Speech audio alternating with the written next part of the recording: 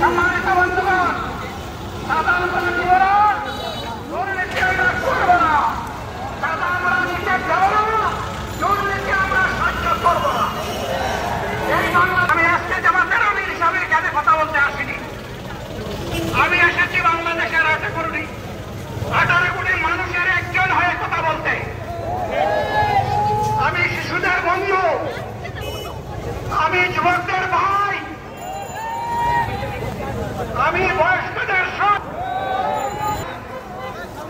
সুতরাং তাদের মুক্তির জন্য আমি দায়িত্ব নিয়ে আজকে এখানে দাঁড়িয়েছিলাম।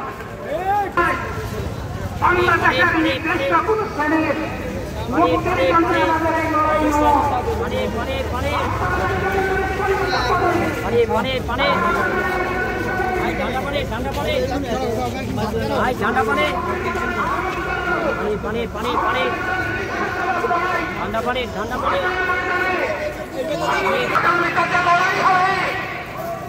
আমার আল্লাহ যেন সেই লড়াইয়ে আমার বিন্দু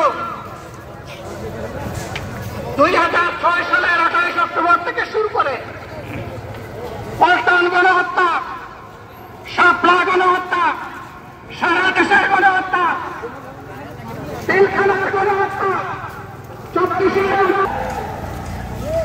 বিচারের মুক্তির জন্য পুরানো সবকিছুই টিকে থাকবে।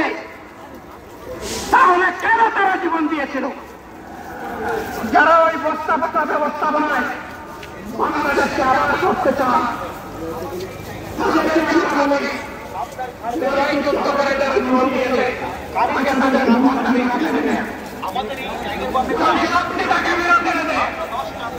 আপনারা পারবেন না, যেহেতু পারবেন না, এই নতুন ব্যবস্থায় নতুন বাংলাদেশ গড়ে তোলা হবে ইনশাআল্লাহ।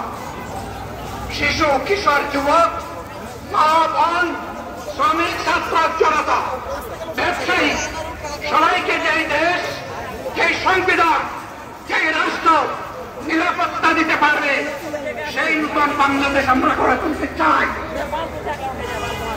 ভাইয়েরা, আমাকে সবাই চাপ দিচ্ছে, কেউ বলে ভাই শেষ করেন, কেউ বলে চাচা শেষ করেন। আমি তাদেরকে নিশ্চয়তা দিয়ে বলছি,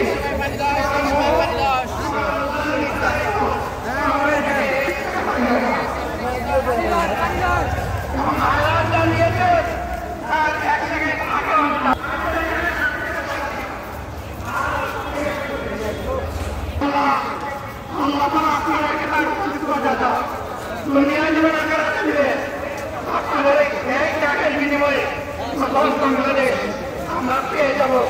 আসুন সেই বাংলাদেশের জন্য একবার স্লোগান নিয়ে শেষ করি।